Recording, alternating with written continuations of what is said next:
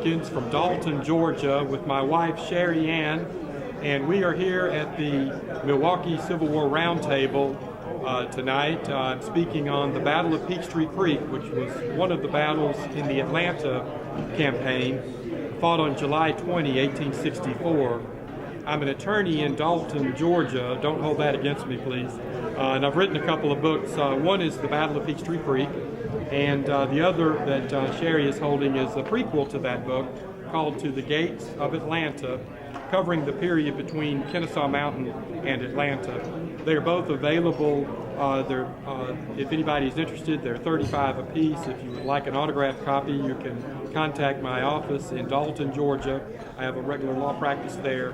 Just look up Robert Jenkins, Dalton Attorney, and you'll find me. If anybody wants to see some trenches, if you're on your way south to Florida, we're about the halfway point. Give me a call. I'll be happy to show you more earthworks than you've ever seen in your life. Take care, and thanks for listening. Mr. Brisler introduce our speaker tonight.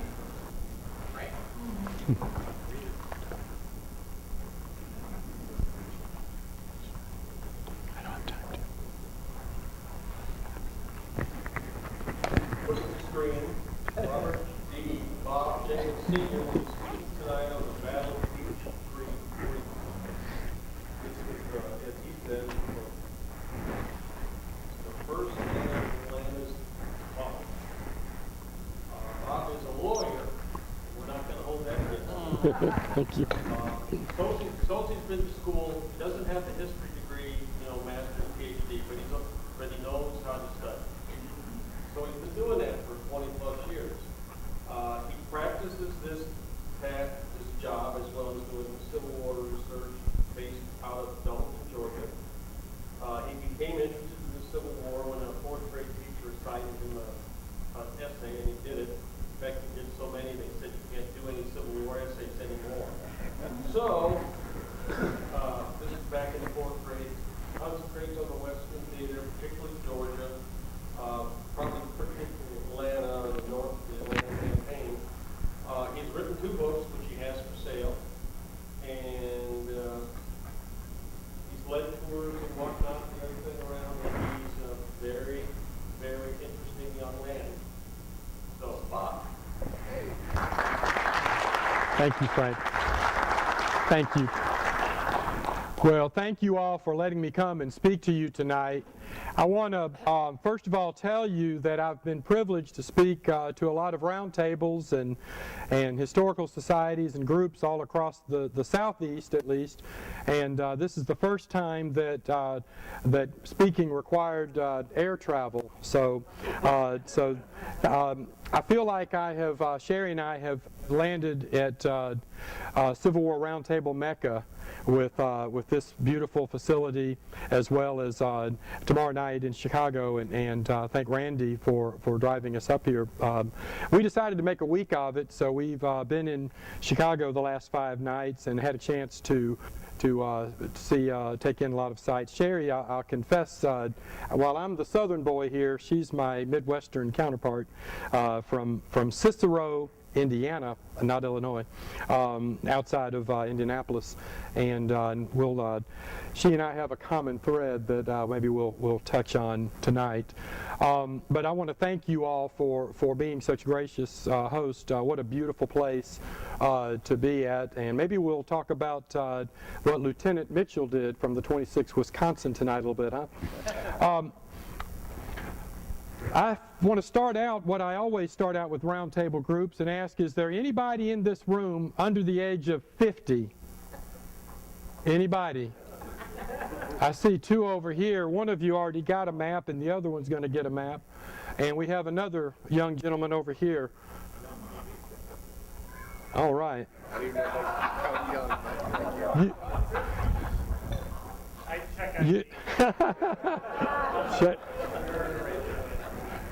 Well, I just turned 54 last week, and I keep figuring, I wonder, why does Kroger keep raising the bar? It was Wednesday, if you're 50, you get 10% off.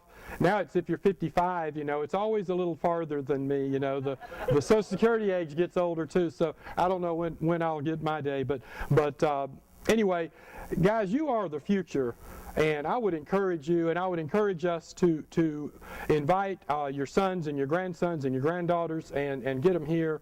I know I'm preaching to the choir, to each of you, but I spoke to the Atlanta Civil War Roundtable in February of 2013. Same subject you're going to hear tonight, same lecture. 350 people. It was their largest crowd ever. And I wasn't nervous until Coach Vince Dooley, the Georgia Bulldog coach, came in the door. And then I got a little nervous. Vince is a great speaker, and he has a Civil War passion, by the way, and just came out with a book on a colonel from Georgia that fought in Virginia, so you may want to consider calling up Coach Dooley. I'm sure he'd love to come. But that group now is well under 100. Now, the sesquicentennial was part of the curve. The fact that they added a round table in Marietta in metro Atlanta is part of the curve, part of the reason that they're declining in numbers, but they're aging, obviously, and when I go and speak, and I'm always the youngest guy in the room, that's telling to me, and so I would implore you to start working on, maybe get a couple of committees or a chairperson, somebody in that group you just appointed, get somebody to add a seat that's recruitment of young people. Otherwise, this will be a dying breed. I know you're the second oldest, and Chicago is the oldest, I'm told, are the two round tables. And so thank you for keeping the torch lit, and let's keep it lit for another 100 years, shall we? Let's talk a little bit about Peachtree Creek tonight.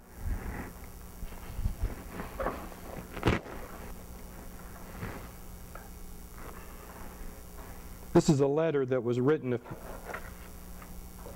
19 July on the banks of the Chattahoochee River, written to a son who had just been born.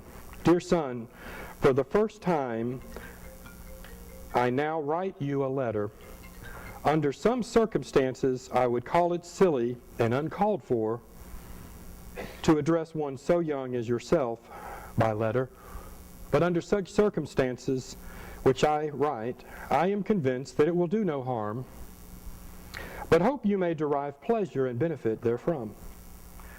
I am not indifferent to the fact that it is very likely that the fate that the Southern people are now engaged in may deny me the pleasure of ever seeing your face again.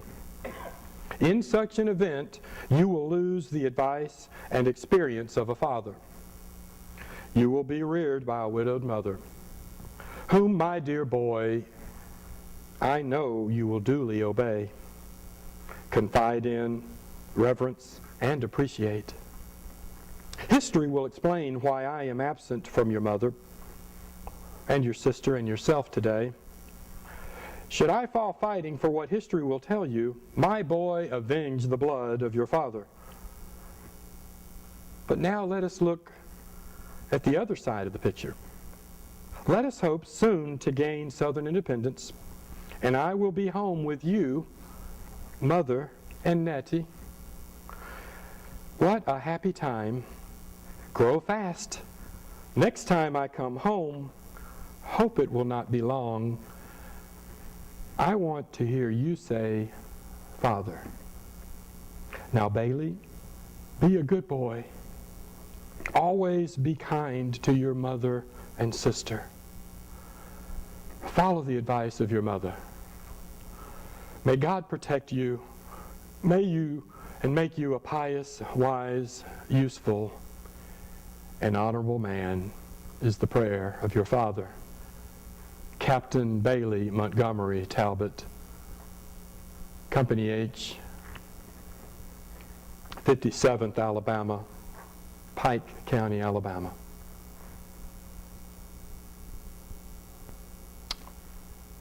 A few days following the Battle of Peachtree Creek, Ms. Mary Talbot Montgomery received that letter and the news that her husband had fallen slain the Battle of Peachtree Creek. Let's talk a little bit about how did we get here. What's the situation on July 20, 1864? Sherman has been advancing pretty much unchecked for 90 days and 90 miles, more or less, from the opening of the campaign on the 1st of May. It actually was the 5th of May. It was supposed to be the 1st of May. That's what General Grant had planned at the Bennett House back in Ohio and Cincinnati, and said, I'm going to go for Lee, and you're going to go for Johnston and his army. I want you to pin Johnston down and tie him up, keep him from being able to reinforce Lee over in Virginia, and I'll see what I can do to get General Meade and the Army of the Potomac to win the war in the East. So that was the federal strategy. Things didn't work out that way. Grant didn't get started till the 4th of May. Of course, he gets tangled up in the wilderness with Robert E. Lee, and then gets stalemated by June around Petersburg in the trenches, of course.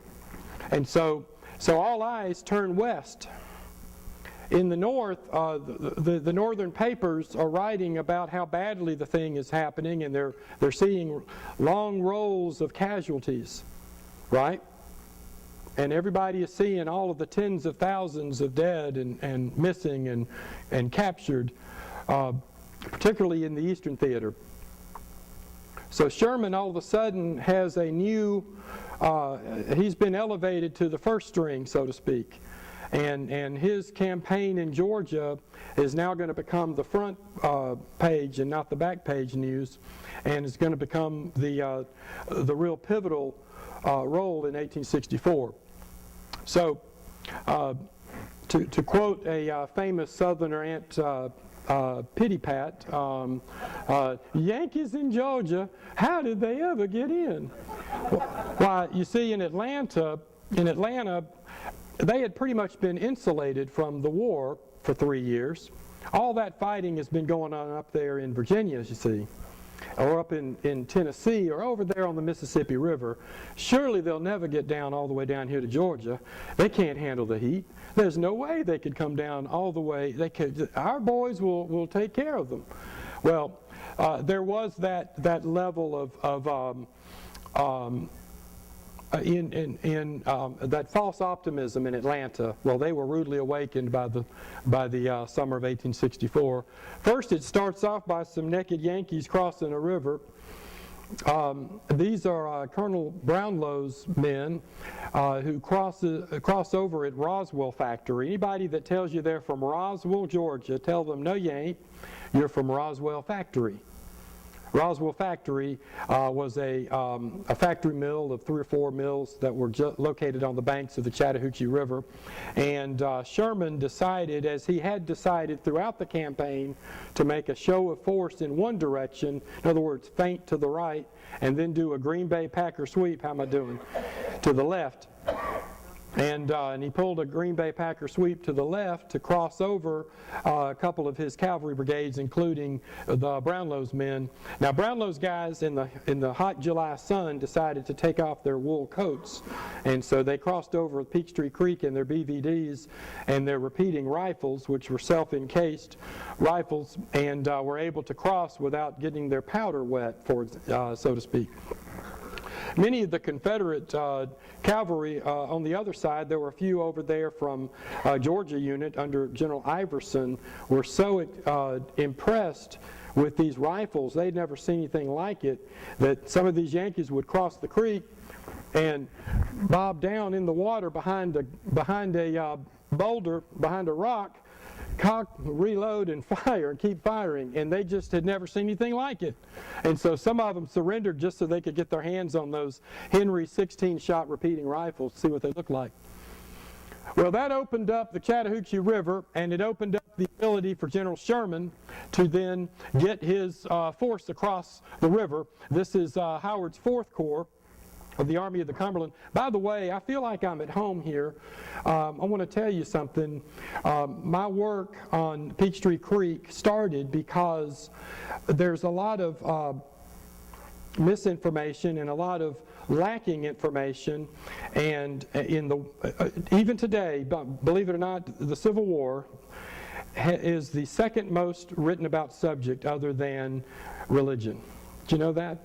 in American literature, the Civil War is the second most written subject. And even with that, there are many gaps in our knowledge of history. And one of them, in my mind, is the Army of the Cumberland carried the water. Okay, Sherman's pets, the Army of the Tennessee, and McPherson's guys certainly got a lot of glory.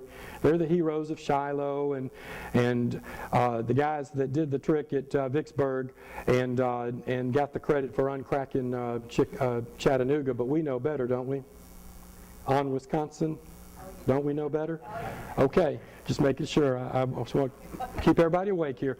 Well, I believe that the Army of the Cumberland gets a bad rap, especially 20 Corps.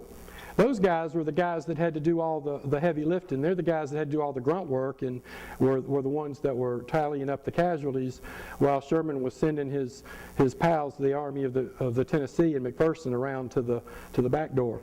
So anyway, here comes Howard's Corps. And let's break down the Army group. What do they look like? General Sherman had roughly 100,000 troops under 3 Army groups. The Army of the Cumberland under George Thomas, my favorite Yankee, by the way. He's a Virginian. The Army of the Tennessee under McPherson, and the Army of the Ohio under John Schofield, Schofield Barracks in Hawaii.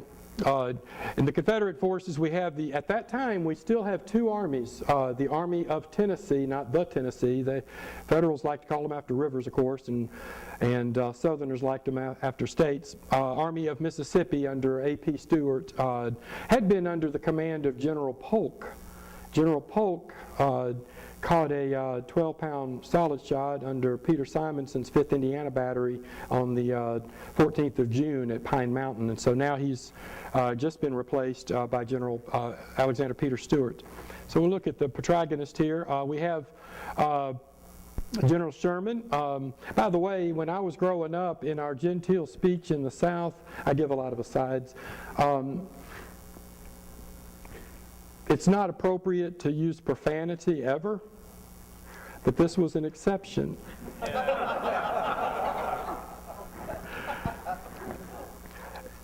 James Birdseye McPherson.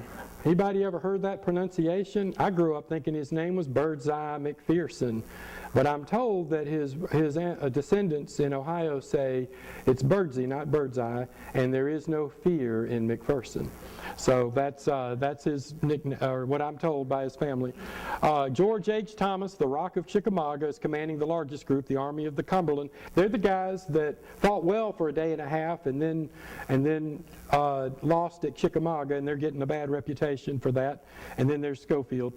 On the Confederate side, we have old Joe Johnston. That's a post-war picture of him to the right. And his 3 lieutenant generals, each commanding a corps of unequal strength. The first one, General Hardee, is commanding nearly 20,000 men. General Stewart is commanding the Army of Mississippi, later going to be called Stewart's Corps or 3rd Corps. And then John Bell Hood. One of these guys at the time of the Battle of Peachtree Creek is in his 50s. One of the guys is in his 40s, and one of the guys is in his 30s. Can you guess which one's which? Hood was 33 when he took over command of the South's 2nd Principal Army. That's actually a post-war picture, but still that would only show him at about age 45. And then Stewart is in his 40s, and Hardee is about 54. Let's break down the Army. We have about 88,000 infantry in the Federal forces, about 44,000 Confederate infantry, plus there's another 12,000 in cavalry, 6,000 in artillery, total of 106. Confederate force, you have about 6,000 cavalry, 2,500 artillery, and a militia of about 5,000. And again, they're not evenly dispersed. So the estimated strength, this shows the 3 corps. Hardee's corps nearly twice the size of Stewart's corps, or a time and a half anyway. So what's the strategy? What's the challenge? For the North, it's how to press the thing before the election of 1864 in November. Why? Because there's a movement afoot. The other party, the Democratic Party, has got George McClellan, same fella that fought in the Peninsula Campaign 2 years earlier. He is now going to be leading the Peace Party. He actually had his convention in Chicago. And so they're saying, guys, this war can't be won. It's just going to go on and on and on.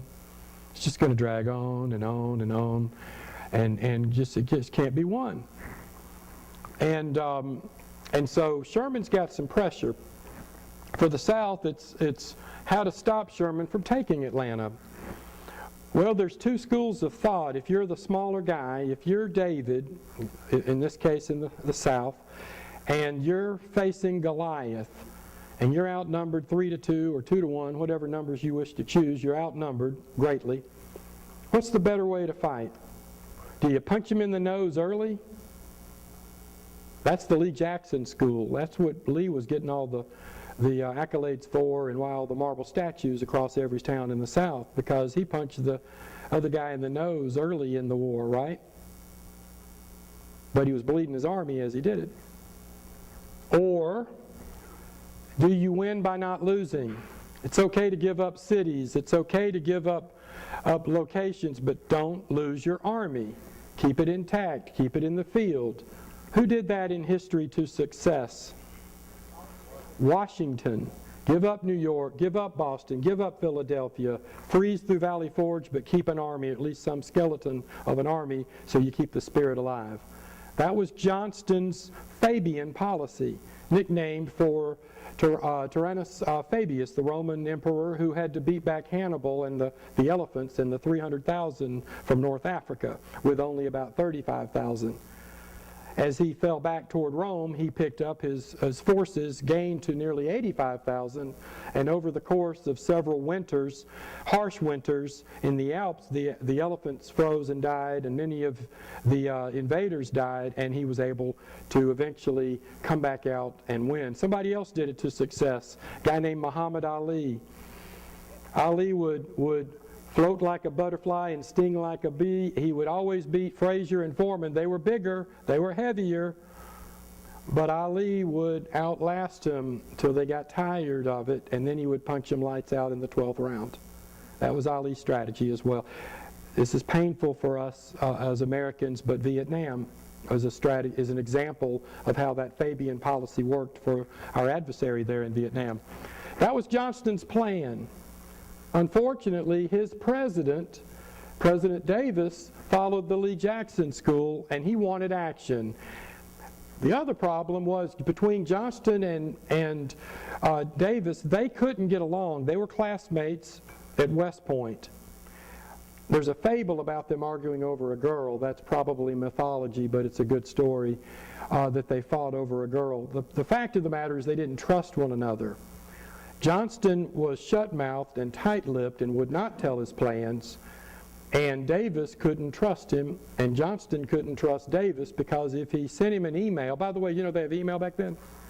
You know, telegraph, right? They had emails all the time. They sent a telegraph line. Well, Davis would, during the week leading up to Peachtree, Davis was sending emails to Johnston. Tell me what your plans are to save Atlanta. And Johnston would write back, General, I'm trying to do the best I can. And he said, I want to know what your plans are. And he says, I'm doing the best I can. Oh, by the way, you might want to move the prisoners down in Andersonville. What? The prisoners in Andersonville?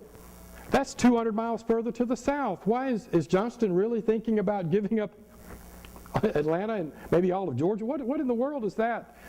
Now, what Johnston was trying to do was warn him that he had heard that there was a federal cavalry raid about to break off. McCook's raid was headed south, and he was worried that there might be that Andersonville might be the target.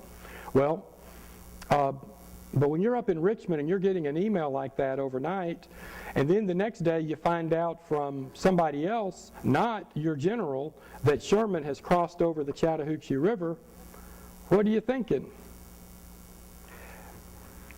Another email from Richmond. General Johnston, I've just learned that the enemy has crossed over at Roswell Factory. That means they are on the southeast side of the Chattahoochee River. Is this true? If so, what are your plans for the protection of Atlanta? That email came in on Friday night, July 15, 1864. Johnston sends one back to him. Mr. President, I am trying to make Atlanta ready so that she may be held for a day or two by the militia, such that my movements may be freer and wider. That's his email back. Davis has no confidence in that. Wonder why.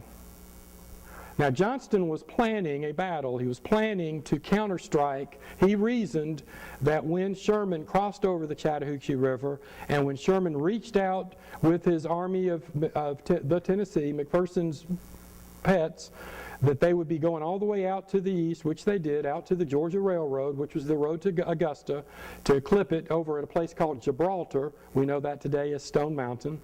That when that was happening, that would leave the Army of the Cumberland exposed as it was crossing, and with 1 foot over the creek at Peachtree, he would counterstrike him. That was Johnston's plan. Trouble is, he wouldn't tell his president about it. He was afraid that if he told his president, it would get out in the papers and the Yankees would find out just as soon as his men found out what the plan was.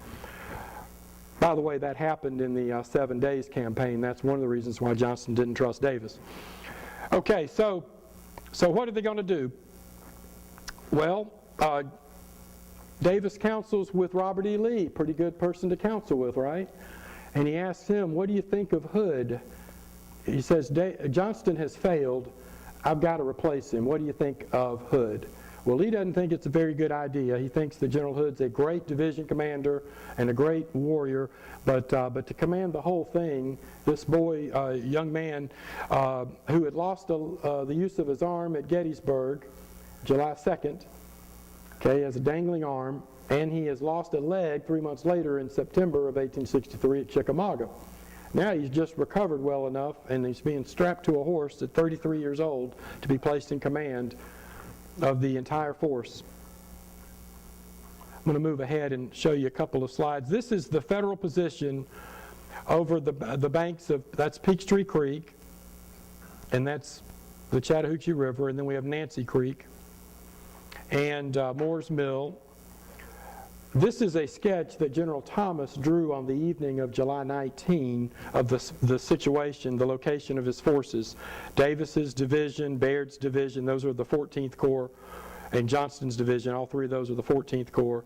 Geary's division of the 20 Corps, and Williams's division are going to be north of the creek, and Ward's division is going to be north of the creek. And then we have Wood's division of the 4th Corps that's going to be on the Buckhead Road. There's Buckhead and there's Atlanta. So the idea was Johnston was going to try to catch Thomas in this exact situation. But unfortunately for him, he was relieved from command about 10 o'clock on Sunday night. On 10 o'clock Sunday evening, the 17th of July, here comes an email from Richmond. General Johnston, sir, as you have shown no ability to arrest the advance of the enemy far into the interior of Georgia, and have demonstrated no ability to do otherwise, you are hereby relieved. General Hood is placed in command. So General Hood is now being put in command that evening. The next day is being spent by the Confederate High Command in Atlanta trying to General Stuart and General Hardee are incredulous. Stuart's incredulous because he knows that General Johnston is about to launch this attack, and it's going to happen in the next day or two. It's a terrible time to change commanders, right? Don't change horses in the middle of a stream. Well, Hardee's incredulous for a different reason. You want to guess why? He wasn't the one to get to be the new commander. So, by the way, he had declined it back in December in Dalton when Bragg was removed. But people have speculated, we could spend a whole evening talking about why did Davis choose Hood over Hardee. But that's been debated. Nobody really knows why. Other than I'll give you this. Hardee to appoint Hardee was probably Johnston light. Would have been just a lighter version of appointing Johnston. So, General Hood has to take General Johnston's plan, decide that that's what he wants to do, and he does, and then make it his own. So he decides to make the attack at 1 o'clock on the 20th of July, a Wednesday, when the Federals are crossing over Peachtree Creek. Trouble is, some of them have already crossed over the evening of the 19th, and by the time on the 20th when they're going to launch their attack, many of the Federals have advanced and started to build bridgeheads, which means they can get artillery wagons, and that means they can get cannons over to the south bank, which means they can much more easily defend themselves from a surprise attack. At 1 o'clock, guess what happens instead of Hood's launching his attack? This guy, Captain DeGrasse, gets the honor of throwing the first shells in the city of Atlanta. If you ever go to visit Atlanta, his battery was posted over about where the Carter Center is, if y'all know where that is, just east of town, and this is where the 3 shells landed, somewhere in this area, at the corner of Ellis and Ivy, or Peachtree Street. All right, let's talk about General Hardee's attack. And first of all, we have let me orient everybody. This is downtown Atlanta, the perimeter, excuse me, the connector, we call it, I-75 and I-85. And then they make a wishbone. I-75 goes up to the northwest toward Dalton and all the way up to Wisconsin. And then over here, I-85 goes up the eastern northeast. This is Peachtree Creek.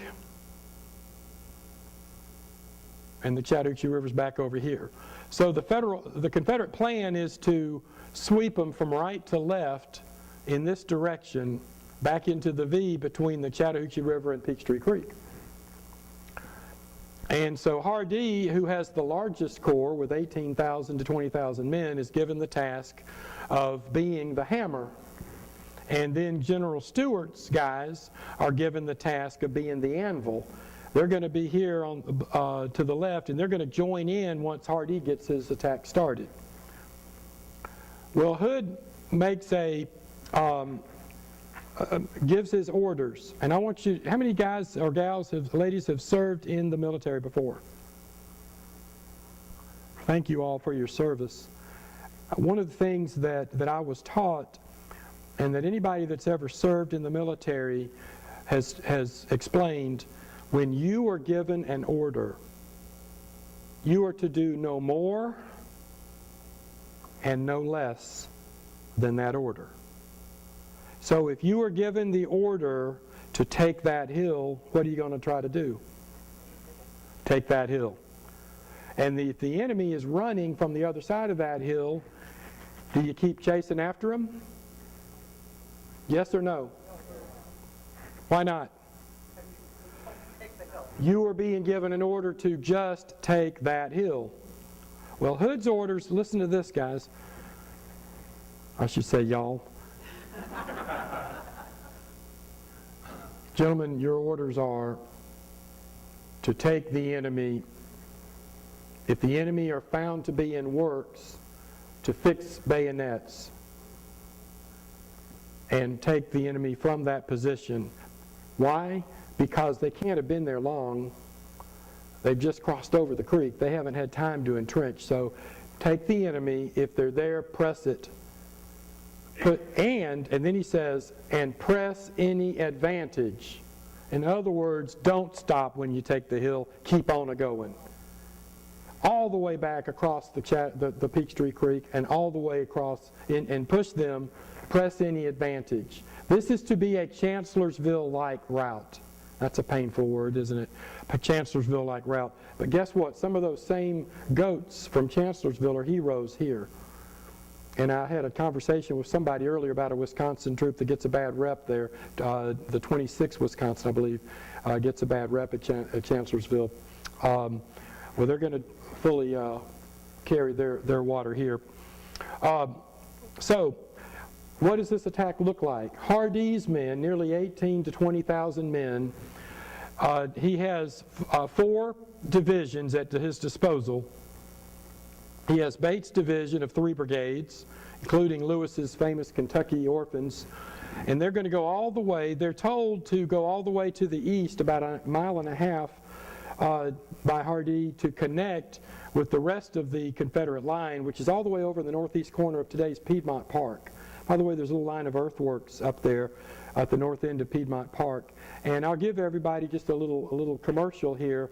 If any of you ever want a tour of Peachtree Creek, what you have in front of you is the tour guide that I use when I give tours of Peachtree Creek, and be happy to take a carload or a van load or whatever if any of you want to get a group together. And if any of you have ever wanted to see earthworks, and I mean more earthworks in one day than you've ever seen in your entire life, come to Dalton. We have more earthworks in Whitfield County and Dalton than any other county in the nation. There's several good reasons for that. Cobb County and Marietta used to have that distinction, but they lost it because Atlanta overran it. We have more earthworks, and thanks to preservationists and historians like you and the Civil War Trust, we're preserving, and the Georgia Battlefields Association, we're preserving all we can. And but I would love to come and turn the light on in Dalton and show you some earthworks. Federal, Confederate, infantry, cavalry, artillery, above ground, below ground, rock lined, you name it, we have it in Dalton. Let's get on with the story here. So, Hardee's attack. First of all, Bates' division is supposed to begin the attack at 1, and it's called an in echelon by division, which means from right to left, like dominoes falling. Okay? Well, Bates' division jumps off, and they immediately get lost down in today's Sherwood Forest subdivision in the Ansley Golf Course, or a cane thicket. And they basically play out and get lost, just like Lew Wallace's lost division at Shiloh. That's what happens to Bates' division. And they essentially don't participate in the attack. The next group, Walker's mostly Georgians here with 3 brigades, Mercer's All Georgia Brigade, about 2,000 men, that's large. Most of the brigades are only 1,000 to 1,500. Gist, G-I-S-T, he's going to get it at Franklin. States Rights Gist from South Carolina has a South Carolina regiment and some Georgia regiments. And then Stevens, who is a South Carolinian, Clement Hoffman Stevens. By the way, he has the distinction, his brother-in-law is Bernard B., the fellow up at the Battle of First Manassas that says, "Look, there stands Jackson standing like a stone wall. Rally behind the Virginians," just before he gets a bullet and is killed. Well, that's his brother-in-law, Stevens, and he is on the Atlanta Road here, the Buckhead to Atlanta, what we know today as Peachtree Street. So when I described this attack, he literally went right down Peachtree. And up by the Andrew Jackson Collier Farm. And by the way, that today is where Ted's Montana Grill, where the big buffalo is, on Peachtree Street, just below Piedmont Hospital, on where it intersects with Collier Road. And in reserve, he has Claiborne's division. Randy, you have an ancestor in the 5th Mississippi. They are going to be in Lowry's brigade in this unit here that are going to be coming up. And then we have the Tennessee division, all Tennesseans over here, 5,000 strong, that are coming up on the left. So you think General Hardee is going to be able to do the job with 18,400 infantry at his disposal, the cream of the crop in this army, so say the historians, earlier historians, Connolly and Horn, in the 50s. Opposing them is a guy named John Newton. John Newton has only about 2,700 men in line. 2,700 Federals have just crossed over and replaced General Wood's division, who have gone off to the east to try to hook up with the other Federals to the east under Schofield. And he's got 2 brigades, Blake's brigade, and to the west, Kimball's brigade, which includes the 24th Wisconsin. Who's the 24th Wisconsin? Arthur MacArthur and Billy Mitchell's daddy, Lieutenant John Mitchell. They're right there. So you think 18,000 can dislodge 2,700 on the hill? Let's see if they do it. They call that Cardiac Hill, by the way, because the Peachtree Road Race every 4th of July, that hill is at the end of the race, and you're chugging as you have to try to jog up or run up that hill, and it's nicknamed Cardiac Hill. Of course, there's Piedmont Hospital right across the street. So here Walker and his brigadiers William Henry Talbot Walker from Augusta. He's going to catch his nickname was Shot Pouch because he caught lead a lot in the Mexican War and early in the Civil War and in some fighting with Indians. But he'd always been shot with buck and ball and nothing really too harmful, just stuff that sort of collected in his pockets or whatnot. And so he had never really been hurt too bad. So we got the nickname Shot Pouch. Well, he's going to be killed 2 days later, July 22nd, at the battle between Atlanta and Decatur. I call the battle near Decatur. But it's called the Battle of Atlanta. The cyclorama depicts. And then here's General Clement Hoffman Stevens, General Gist, and General Mercer. Opposing him is General Newton and his 3 brigadiers, Kimball and Wagner and Bradley. The Federal position along the Cardiac Hill, 2 brigades in line, and here come the Georgians right down Peachtree. These 2 regiments, the 66th Georgia and the 1st Georgia Confederate Infantry, are the oldest and youngest units in Georgia, by the way, by designation. And they're the 2 that are going to literally come right up against the Federals. The attack's about 3:45. Remember, it was supposed to begin at 1? They don't make it till 3:45. Guess who's there by then? This bridge over the creek has been finished, and so there's a battery now. Goodspeed's artillery battery has been placed there, and so they're not only running up against lightly armed infantry, they're running up against artillery. But before they do, let me tell you a story of a couple of them. See where the 15th Missouri is? Right here. And there's the 24th Wisconsin. They had been down here, but they have folded back, down here on a skirmish line. They've run back. Well, all these guys that were down here at this advanced position, as soon as they see the Confederates coming in the butternut and gray in the woods coming up from Atlanta to the south, here comes one of them, a big German immigrant named Marquis Marcoute from the 15th Missouri. He was a bricklayer, a brick mason in St. Louis before the war, and he comes up with his big booming voice, making strides about 15 feet. He said, "Here they come, boys, and by God, 1,000,000 of them." And as he came running up the road, many of the other Federals that had been out there on that picket came running back, and it looked like it was going to be a rout. And as soon as it happened, the guys in the 26th Ohio, they're over there on the right, second from the right, they said, more ammunition, need more ammunition. Why did they say that? Anybody know? They haven't fired the first shot and they're begging for more ammunition. Why? Because they've only got 40 rounds to the man, or if they're lucky, 60. If their battalion commander has trusted them with 60 rounds that they won't get wet before they get to fire them. They only trust them with 40 rounds to the man. Why? Because if they cross the creek, they're going to get it wet. They got to just throw it out, get some more, right? So they start hollering out even before the first shot, more ammunition. Why? Because 40 rounds is only going to be good for about a 5 to 10 minute firefight. After that, you got to withdraw. And they saw, by God, 1,000,000 of them coming at them. So they want more. There's a lot of targets to shoot. They're finally coming out of their trenches. We can shoot them. They're not afraid. They just want more ammunition, right? So Corporal, later Sergeant John Raper, R-A-P-E-R, from the 26th Ohio, he's the ordnance sergeant. What does that mean? It means he's the guy in charge of getting the more ammunition. Well, when they came up that morning at 10, there was no bridge. There was just a footbridge. So there's no wagons, which means there's no extra artillery.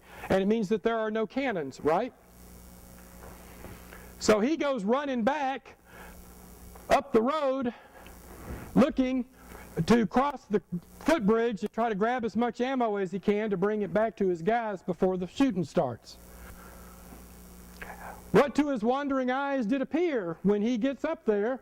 He looks and he sees this, what looks to them like a division, but it's Mercer's brigade, roughly 2,000 fresh Georgia troops. Those are guys that have been down there defending Savannah and kind of chilling out at Brunswick and Savannah and probably drinking mint juleps. Anyway, I'm kidding. Anyway, they had just started to see the elephant during the Atlanta campaign. That's why their numbers are so large. They have large regiments because they hadn't been in the fighting.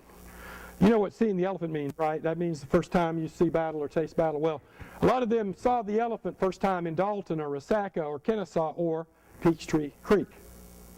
Well, they're over there, and so Raper seems to think, oh my goodness, these guys mean to have us. If they get to the back door, they're going to cut us off before, and they're trying to build the bridge. They're trying to repair the bridge over the creek there at Peachtree. But then all of a sudden he sees this battery, it's actually 2 batteries of artillery from the Army of the Cumberland 20 Corps Ward's Division. 2 batteries of artillery are sitting there, 12 guns, and there's this general sitting on a cracker box with his cigar in his mouth and his big black binoculars, and he's looking down the way, just as pretty as you please, calm as you please. It's Thomas, the Rock of Chickamauga. George H. Thomas is just sitting there calmly. By the way, I got a great Thomas story to tell you. Chattanooga, United States Military Cemetery. You know why they have cemeteries that had those rock walls around them?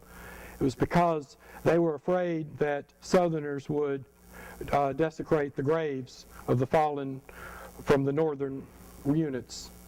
And so they guarded them after the war. They buried everybody that was in the Atlanta campaign or Chickamauga north of the Etowah River. They buried it at Chattanooga.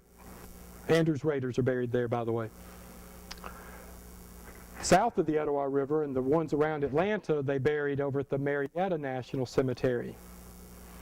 Well, when they were building the cemetery in the winter of 1864 in Chattanooga, and Thomas was in command of that garrison, one of the guys asked him, well, General, should we, like they'd done it up at Gettysburg, should we do it by state? Put the Pennsylvania and the Wisconsin and the New York? He said, no! Mix it up. I'm tired of states' rights. A great Thomas story. True. Okay, so back on our story here. So Raper's watching Thomas, okay? He's on his cracker box. He's watching the Mercer's Georgia Brigade getting closer and closer and closer. Might cut him off. Might turn the battle, right? About that time, pulls a cigar out and he says, now you may give it to him, boys. About that time, boom, here comes 12 cannon firing across the way, and it was almost sudden, it was like Raper had not even noticed the guns before. It was like he'd only been fixated on the general, and it didn't take a minute before those Confederates went skedaddling back from which they came. And that pretty well calmed the thing on the eastern flank. Now let's get back to the apex here, where we have 2 Confederate regiments, the 2 Georgia regiments on Peachtree Street. They're in hand-to-hand combat for about 5 minutes. Each one of them is going to sustain about 100 losses in a matter of minutes. General Stevens sees that, and he rides over to Peachtree from the center of his brigade over to the left to try and pull back his 2 regiments that have gotten up too close, because the rest of his regiment has trailed off and has gotten 20 and then 40 yards apart respectively, and are exchanging rifle fire at some distance. And there are no Tennesseans in view to the left. And so he is trying to draw them back, and in the act of drawing them back, he and his horse are killed right there on Peachtree Street. He's the only general to fall at the Battle of Peachtree Creek, and it's right where the Big Buffalo is at Ted's Montana Grill if you go to Peachtree Street today. And there's a good example of what the battery there looked like, and Captain Wilbur Goodspeed, 1st Ohio Battery A. All right, let's go a little west. Go west, young man. Let's talk about the rest of the Battle of Peachtree. To the left half, by the way, the 2 Georgia regiments are going to be the only 2 regiments of Hardee's entire corps that reach the Federal position. Of 18,400 Confederates available for action, roughly 300 strike the 2,700 in that range. The others stay at some distance.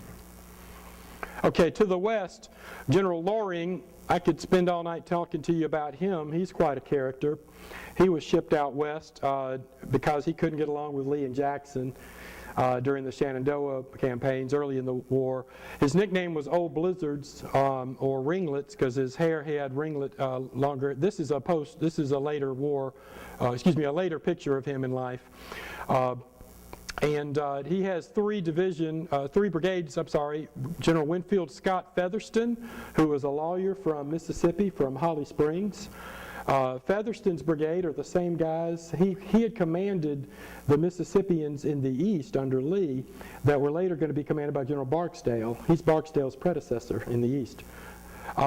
And then we have Thomas Mellon Scott from Alabama, and he's commanding an Alabama-Louisiana brigade. And then John Adams, he's a Tennessean. He's going to die at the ramparts in front of Jack Casement, 65th Ohio, at Franklin. And by the way, Featherston, who my ancestors fought under, Featherston in the Mississippi Brigade, his nickname was Big Sweat. He had a big high brow that sweated a lot, so his nickname was Big Sweat. So Featherston's Mississippians, 1,230 men strong. Have any of you ever been down to the Battle of Peachtree Creek, to Tanyard Creek Park? If you ever go, well, please call me. I'll be happy to take you on a tour there. But this is actually preserved. This is green space today. That's a park that a lot of people like to throw frisbees or water their dogs. But it's actually the place where Featherston made his attack as well. Now, what were the orders? What were Hood's orders? Press any advantage, right? Let's remember that as we watch this brigade go in. 1,230 Mississippians line up to make their attack. On the left is the 40th Mississippi, 250 men strong, commanded by Colonel Wallace, mostly from the Delta. To the left center is the 31st Mississippi, mostly from the hillbilly region, my ancestor, not rich slave plantation owners, but the poor 40 acres and a mule guys. Okay. To the center is the 22nd Mississippi, also from the middle part of the state. To the right center is the 3rd Mississippi. They're from the coast, Harrison County, Hancock County, Jefferson County. And to the far right is the 33rd Mississippi. The 33rd Mississippi is larger. They're 330 strong. They're commanded by a big Viking-looking fellow with red hair and a big red mustache. Went out like this. His name was Jabez L. Drake.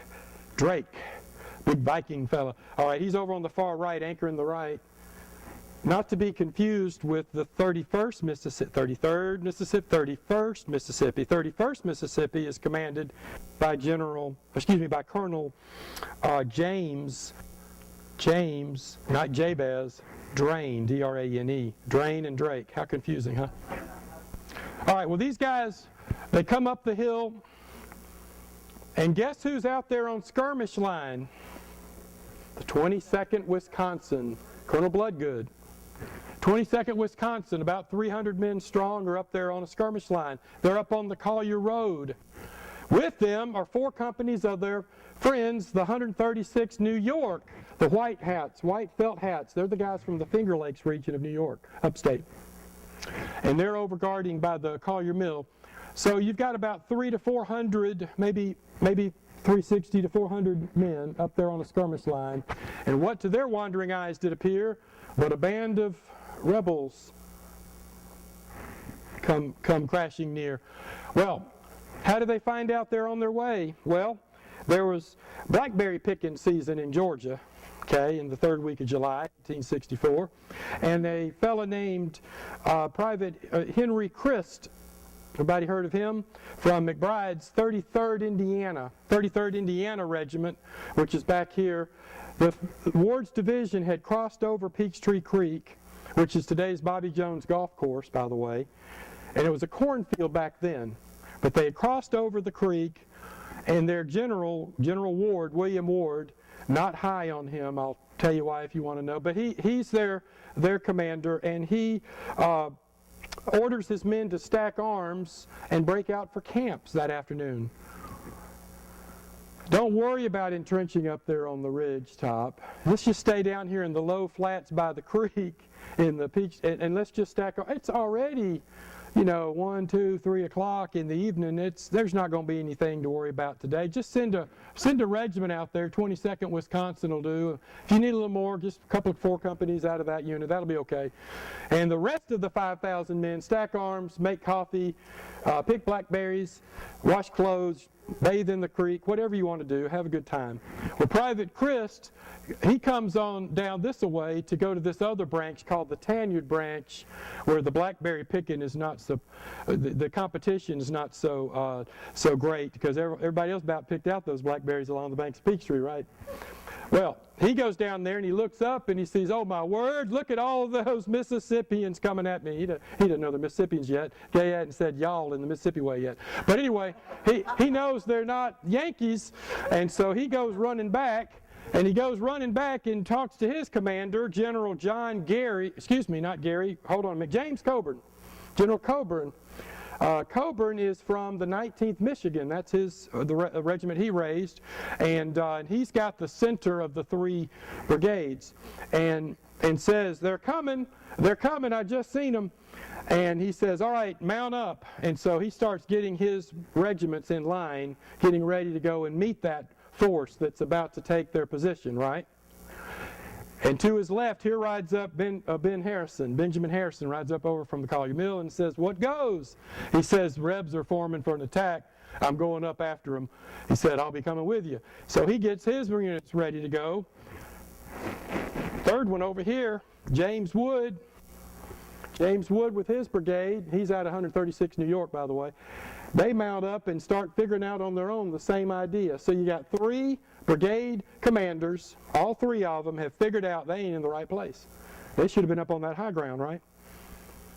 Their General Ward, their division commander, has failed them again. Ward comes up. He's probably half lit. You know what his nickname was? Old Falstaff. Old Falstaff! What is Old Falstaff? Anybody know? Who reads Shakespeare? Who reads Shakespeare? Means old drunken fool. And he liked to nip.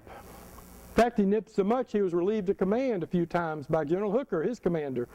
But Hooker could only relieve him for a day because he knew that Falstaff was pals with Lincoln. He was an old Whig Party, Kentuckian born, and southern Indiana. And I mean, he knew that he was a political appointee, in other words. He wasn't there because he knew anything about generaling.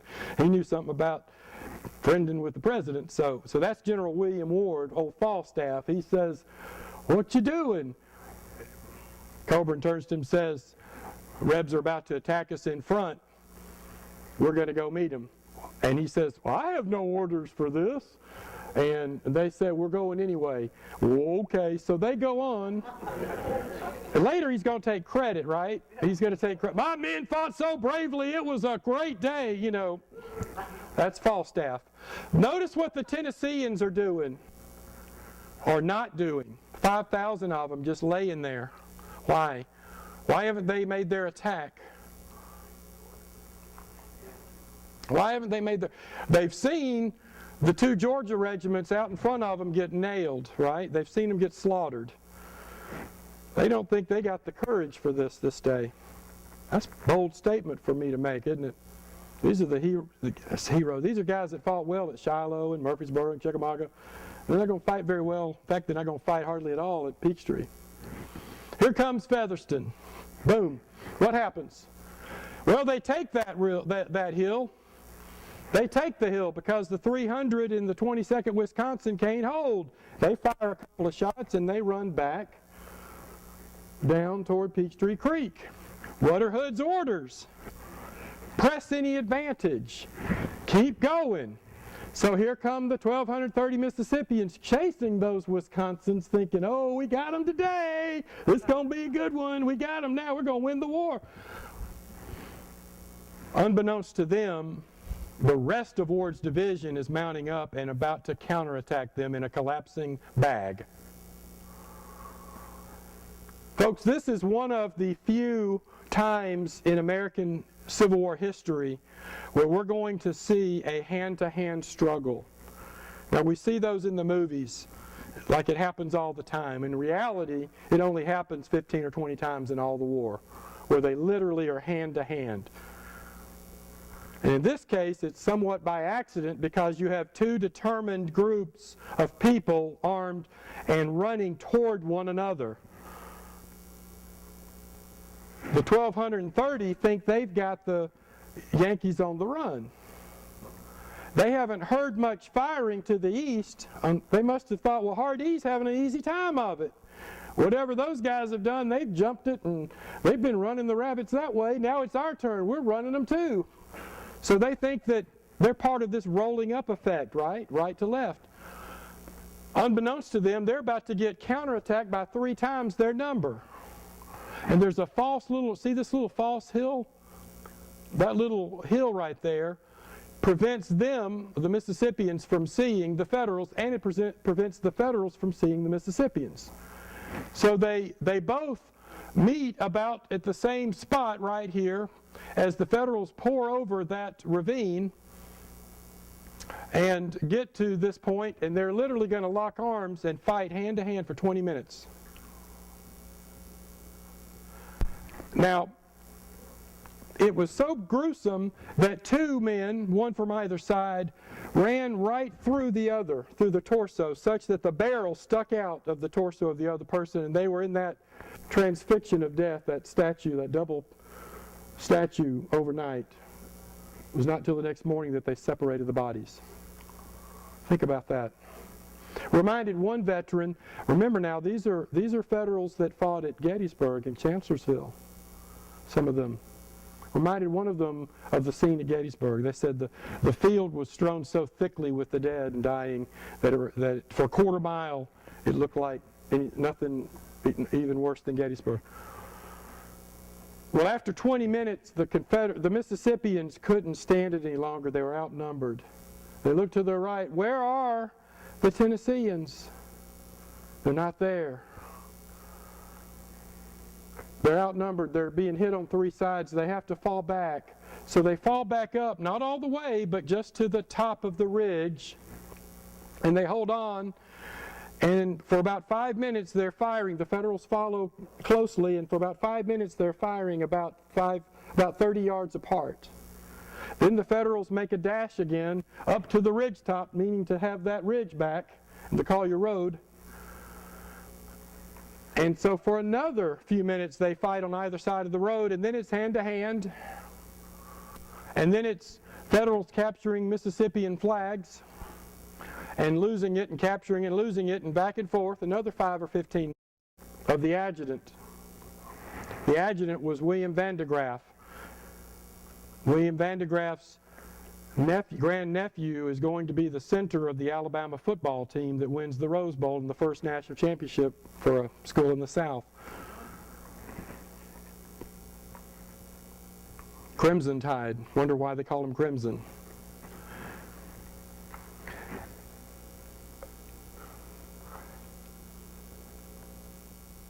Vandegraff falls, bleeding out in the head, and dies. The Federal soldier is Private Dennis Buckley. He's a Canadian. Crosses over to join the 136th New York. A lot of Canadians did that, joined some New York units. You probably have heard of some of those stories in this part of the country. And he's jubilantly waving the captured flag like, na na na boo boo, look what I just did. And about that time, a ricochet bullet from a Mississippi rifle hits the staff and bounces into his brain and kills him instantly. His mother is awarded his Medal of Honor posthumously. All in all, there are going to be 5 flags captured along that ridge by these Federals, including the 26th Wisconsin, the 22nd Wisconsin, and we have the 24th Wisconsin over here in a sister unit. So we have 3 Wisconsin units right there in a row fighting. The 3rd and the 10th Wisconsin also feature further to the west, by the way. Here are a couple of the fellas. This is General Harrison, who's later going to be president, our only president from Indiana, Sherry. My wife is an Indianan, by the way, and her ancestor fought with the 70th Indiana. The 70th Indiana, right there, came up and opposed the 31st Mississippi, my ancestor. It's a small world. Her great-great-grandfather and my great-great-grandfather were in the space of this room in the heat of battle. My ancestors' unit, the 31st Mississippi, sent 215 men up that hill. Only 34 came back unharmed. 181 men, that's 84 point something % casualties. A lot of us like to look at numbers and statistics. Folks, that's the highest by any regiment in all the war. Now, when I grew up reading Canton, I thought it was 1st Michigan at Gettysburg. Wasn't. A guy named Busey and a guy named Martin dispelled that myth, said no, they're actually more like 66%. Still high, not the highest. What about Hood's Texans over at Malvern Hill and Gaines's Mill? Didn't they have something like that? Yeah, they had about 81% or 82%, not the percent that these guys had. So anyway, we can play with numbers, but that unit lost more men than any other unit by percentage in all the war in a combat zone. Over to the right, this is old Falstaff, by the way. Yeah, he looks like he could use a nip, doesn't it? Okay, there's Falstaff. And there's the Collier Mill. It no longer exists, by the way, but there's Harrison here. And this was an In-Dixie. It was basically a travel guide. Come south, y'all, and come look at where all the fighting and your ancestors fought at. That was in a January 1937 In-Dixie that was widely distributed in the Midwest. We like seeing Midwesterners come through and stay in the hotels and eat in the restaurants. But I'm serious though. We're literally at Dalton, about the halfway point for you when you're headed to Florida. So it's a great place to spend the night and come get to see some earthworks and talk Civil War if you want to get your Civil War fetish in before you hit the beaches of Florida. This is Claudius Davis, was in the 22nd Mississippi. He was killed at Peachtree. Right before the battle, when he heard that Johnston had been replaced by Hood, he thought that it meant dire foreboding for the Southern ranks, and he was right. These are people in my ancestors' unit. This is Lieutenant Colonel James Drain, not to be confused with Jabez Drake, I told you about the 33rd. James Drain, the Drain House, French Camp, Mississippi on the Natchez Trace. I know a lot of you like to drive down the Natchez Trace, right? That's about the halfway point between Tupelo and Jackson.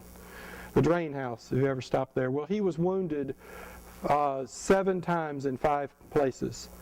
He was carried off the battlefield. And they thought he would die. He was crippled for a year. He was bedridden, and splinters of bone would come out of his legs. But he survived the war, and he kind of looked like my Uncle Benny, but anyway, with a lot more hair. This is a cousin of mine, Private Hiram Marion Nail, and this is a pre-war picture, by the way. That's actually probably a Mexican War uniform, and those are props probably by the studio with a little flower in the cap and a Bowie knife and a pistol here and a squirrel gun. So those are all props probably by the studio in Corinth, Mississippi before the war, or in spring of '62, I should say. So we have Featherston's advance. We have the counterattack. There's Sherry, my wife's ancestor in the 70th Indiana. Ferdinand Tryon, the French Huguenot, from 7th Indiana, counterattacking my 31st Mississippi ancestor there. How about that? Small world. That's the flag. It's actually on display down at the Jackson Archives of the state of Mississippi. That's the flag that Dennis Buckley captured. And there's the capture number, 229. Everybody see that? 229. Oh, I forgot to put on, is this sacrilege in Wisconsin to put on an Indiana cap for Sherry, but I'll shout out for 70th Indiana and 33rd Indiana certainly did their part that day. Notice the 12-star flag. This is a Department of Alabama, Louisiana, and Mississippi flag. Anybody a flag person in the room that studies flags? This one is unique because this is one of the ones that General Johnston, when he took command in Dalton in December 1863, he wanted to standardize flags, make them all look the same, and so he ordered these flags to be commissioned. This came out of Mobile, and it was sometime in April. So that's flag capture number 229. It's a 12-star, not a 13-star. I hear the hooty hoo. Am I getting the times up by somebody? Pardon? Okay. How are we doing? This is the 33rd Mississippi flag over the right. Remember Jabez Drake, the Viking? That's his flag. That's a national. That's a second national, Confederate second national flag. Why is it a second national? Because it doesn't, we know that's the national flag, and then the third national put a red bar here at the end. And it was captured 20th Connecticut here. Actually, though, it was a Wisconsin unit that captured it. What happened was the Wisconsin soldier was carrying it back, and one of the staff officers said, "Here, I'll take that from you." Happened a lot. It was actually some of the guys in the 26th Wisconsin to capture that flag. So you ought to be angry with your brethren in Connecticut about that one. But anyway, it tells you right there, captured 26 Wisconsin. Okay, so there we go. 20 Corps, I'm sorry. Okay, there we go. So, but notice that's got a gold trim around it. That's gold sash around the white flag with the flag. This is General Hooker the day after the battle. Joe Hooker is celebrating with his guys. Notice, let's count the flags. There's a second national. There's a battle flag, second national, and a battle flag. Whose are they? 33rd Mississippi, 31st Mississippi, 22nd Mississippi, 3rd Mississippi, 40th Mississippi. It's Featherston's brigade. They thought they had whooped an entire division of Mississippians. In fact, they thought they had knocked out 5,000 Mississippians based upon the dead on the field.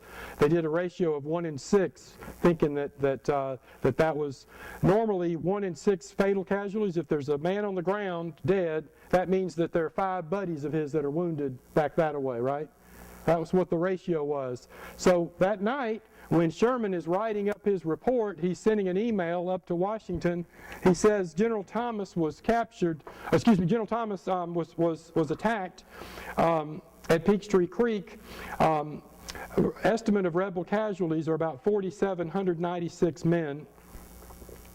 And the 20 Corps preliminary reports reveal about 1,710 losses. Both of those are lies. The Confederates too high and the Federals are too low. The Confederate number actually was about 2,400 men, 2,398, something like that.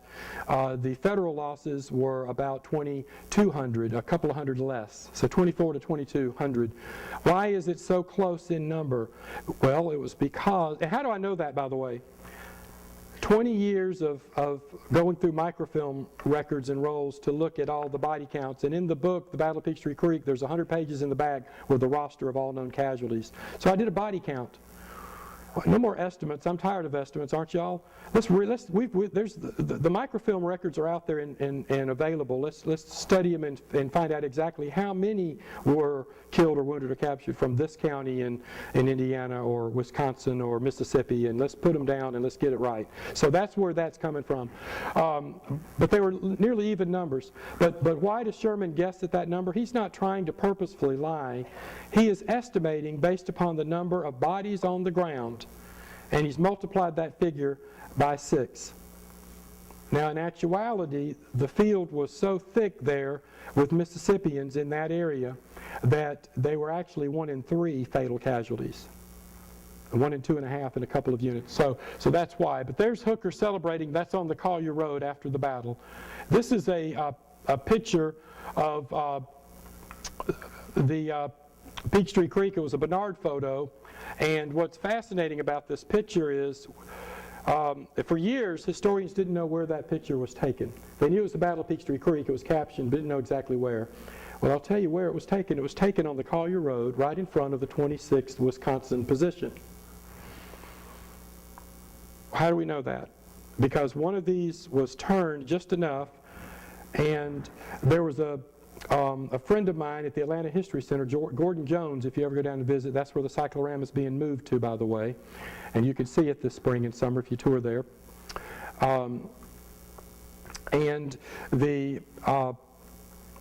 they had a friend, a fellow that they knew in the military that had a real high definition lens that they were able to put on that picture.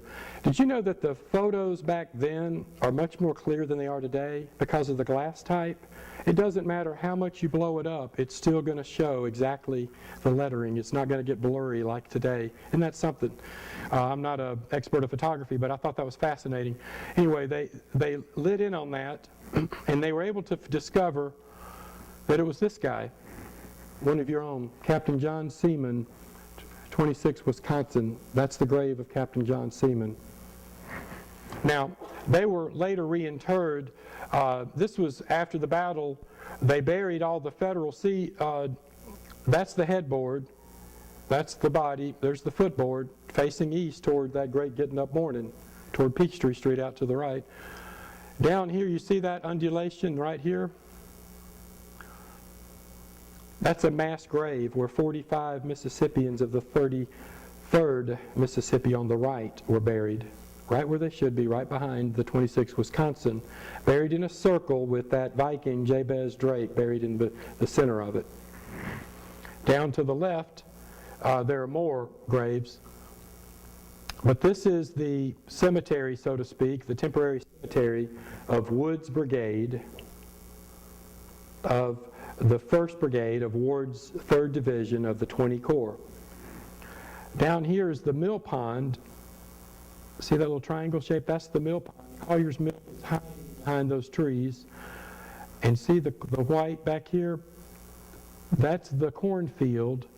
And Peachtree Creek is behind this little false ridge that was hiding the Federals that came over that ridge and the Mississippians that came down this ridge. And they met in the middle. That was the largest loss of life. The Battle of Peachtree Creek was the largest loss of life in the state of Mississippi up until 3 months later at the Battle of Franklin. Think about that. More Mississippians lost their life in the history of the Magnolia State at the Battle of Peachtree Creek until 3 months later it was surpassed by November 30th in the events at Franklin, Tennessee. Before that, it had been Shiloh. That puts Peachtree on the map, doesn't it, for us? Puts that in perspective. The fighting was so gruesome that it led one poet, a fellow from another regiment, the 43rd Mississippi, in John Adams' sister brigade. They were off to the west guarding the river approaches of the Chattahoochee, and so they were not in the battle. But it inspired Newton Berryhill to write the following poem. Fresh tidings from the battlefield. Fresh tidings from the battlefield. A widowed mother stands and lifts the glasses from her eyes with trembling withered hands. Fresh tidings from the battlefield. Your only son is slain. He fell with victory on his lips and a bullet in his brain. The stricken mother staggers back and falls upon the floor, and the wailing shriek of a broken heart comes from the cottage door. Fresh tidings from the battlefield. The wife her needle plies, while in the cradle at her feet her sleeping infant lies. Fresh tidings from the battlefield. Your husband is no more, but he died as soldiers love to die. His wounds were all before. Her work was dropped. Oh God, she moans, and lifts her aching eyes. The orphan babe in the cradle wakes and joins his mother's cries. Fresh tidings from the battlefield. A maid with pensive eye sits musing near the sacred spot where she heard his last goodbye. Fresh tidings from the battlefield. Your lover's cold in death, but he breathed the name of her he loved with his expiring breath. With hands pressed to her snowy brow, she strives her grief to hide. She shrinks from friendly sympathy, a widow, ere a bride. Thank you all for letting me come tonight.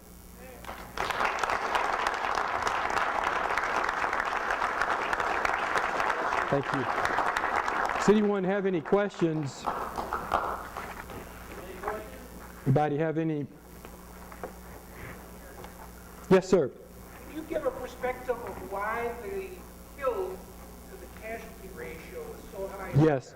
Yes, absolutely. Thank you. The question is, why was the ratio so high in Featherston's brigade at Peachtree? And the reason is it was hand-to-hand combat. In hand-to-hand close-quarter combat, the ratio of 2 and 3 to 1 is not unheard of. You see that at Spotsylvania. You see that in a handful of other places in the war. You don't see that every day. Let me give you a different perspective. Hardee's corps, let's crunch numbers. Hardee's entire corps, nearly 20,000 men, 4 divisions, 17 brigades, 671 casualties, 659 casualties in the entire corps at Peachtree Creek. 100 of those approximately are fatal. Typical numbers, 1 in 6. Featherston's Mississippi Brigade, 1,230, one lone brigade of Mississippians caught in a bag, collapsing on them from 3 sides. Hand-to-hand for 20, then again up on top of the ridge for another 15 or 20. They had an hour of this stuff. 679 over 651 in Hardee, 18,400 men, 1,230 men, 679 casualties, 233 fatal. Think on those numbers. I mean, that's 1 brigade versus 17. They inflicted nearly as many on Ward's division against them. Against the 5,000, they inflicted 551, 561, something like that. So they lost 679. They inflicted nearly 600 in hand-to-hand and close-quarter combat. Yes, sir. Question for a historian about political correctness. You spent 6 weeks in Fort Beach, Gulf Shores. We spent that in Mobile and New Orleans. Mobile, we saw a bunch of statues. We got to Orleans, they weren't statues. Yes, sir. Yes, sir. What's the feeling? There is a movement afoot nationally, and it's taking hold in the South as well, particularly in high urban areas where the minority populations are much greater. New Orleans made a decision 4 or 5 years ago to remove their Confederate statues. So did Memphis. And so are Virginia, I believe, many places in Virginia. We have the Johnston statue, by the way, in Dalton, Georgia. The United Daughters of the Confederacy erected the Joseph E. Johnston statue. He's the only one there are all these Lee statues everywhere, but there's only one Johnston. It was in Dalton. And now there's a bust of Johnston over in Bentonville where he went bust and lost the end of the war. And the funny thing we tell in Dalton is Johnston's statue is facing east, the defender of Dalton, right, facing east toward Fort Mountain and Chatsworth. He should have been facing to the west because they flanked him at Snake Creek Gap. But for now, politically speaking, his statue is probably safe in a very a high white urban area, rural area, but urban areas in the South are feeling the same national attention and distaste for anything statues. It's a great debate even in the Dalton papers. In fact, I was asked to write an article in the paper about should the Confederate flag be flown. That's a biggie in everywhere, and I kept silent as long as I could, and finally I got enough heat from both directions about it. I finally wrote an article. My article, I sort of tried to give the Missouri Compromise, and that was the flag should be in its proper place, in a museum, in a cemetery, in a national or state or local park. The flag should not be over a capitol or a courthouse or a living, breathing, current government agency. That's my politics. I won't get into politics, but why? Because it has a place in history in the past where it should be preserved properly in a cemetery or a park, but it should not be flown as a symbol that might be oppressive to some today over a courthouse or a state capitol. That's where I come down on it, and I'm a Southerner, so anyway. Yes, sir. Where was General Hood during the battle? Where was General Hood is the question during the battle, and he gets a bad rep, by the way, because people are, afterward you have all this Monday morning quarterbacking, right? Why did the South lose the battle when they could have won? They could have changed the tide, you know, why coulda, shoulda, woulda. We Southerners like to do that, you know. Well, he was where he properly should have been, in charge of all of the theater in Atlanta. He was at headquarters. Now, he did ride out to Stuart's headquarters when the battle was in progress to check on things, figuring this was a right to left action. Therefore, if it was going well, then over to the left or toward Stuart was where the second half of the action, so to speak, second half would occur. So he went where you think he ought to go. The great failure at Peachtree was Hardee. Nowhere in all of the years of research, not a single regiment, brigade, or division report talks about the orders in Hardee's unit, Hardee's command about we were ordered to fix bayonets. If the enemy was found to be in works, they couldn't have been there long. Press any advantage, go for it. This is the battle. This is our day. This is the one to win the war. None of that stuff we don't find. We don't find any of that in Hardee's, right? Any of his officers. However, to a man in Stuart's corps, to a man, every single account just about says, we were ordered to press the enemy, that this was the day, this was Glory Land Day, this is the one, this is the kahuna, this is the one, we fix bayonets, we take the position, we press any advantage. Time did not permit me to tell you about 3 other brigade attacks. The greatest one was Featherston. We also had Scott's attack that's depicted in the Rick Reeves painting, where the flag of the 33rd New Jersey is captured. And then there are 2 other brigades further to the west that attack O'Neill and Reynolds, Arkansas boys. O'Neill's brigade is Alabama and Mississippi units, 37th Mississippi, 17th Alabama, 1st Alabama, and another Alabama. And those guys have success as well. They all 3 on the further to the west have initial success, and then they have resulting failure. Why? Because they attack an exposed federal flank or position that are not entrenched. They run them for a few yards, and the rest of the Federals that are closer to the creek counterattack and catch them and push them back. And in short, where Albert Castell in his great work, Decision in the West, wrote chapter length on Peachtree Creek, he says that in short, where the Confederates were many, they fought poorly, Hardee's Corps. And where they were few, Stuart's Corps, they fought well. Think about that. 4 brigades, 1,230, another 1,450, another couple of thousand, another 1,000, 4,000 to 6,000 Confederates knock into 20,000 Federals of the 20 Corps, knock them back for a little bit, and then they get knocked back because there's just not enough of them. 20,000 in Hardee knock on the door of 2,700. They only inflict 102 casualties of Newton's division up on top of Cardiac Hill, Peachtree Street, but they lose 600 men in a half-hearted effort. To the west, Stuart's Corps all gets the orders. Fix bayonets, press any advantage, this is the day. Hardee's guys attack, but keep your eye out for breastworks. Just be careful, guys.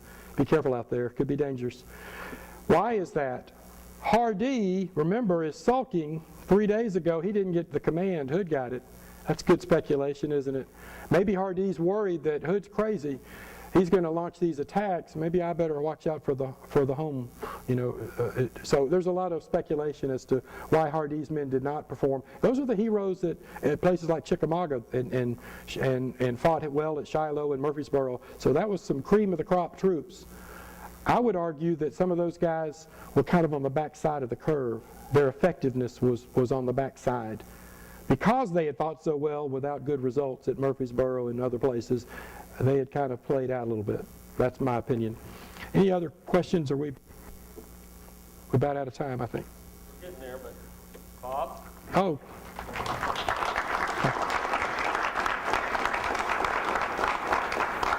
I want to present you with our certificate of honor by the order of the General Staff of the Civil War Roundtable of Milwaukee. This award is presented to Robert D. Jenkins for devotion to the preservation of the memory of the gallant men of principle and their noble deeds in the war between the states, and for dedication to perpetuating the traditions of our common country.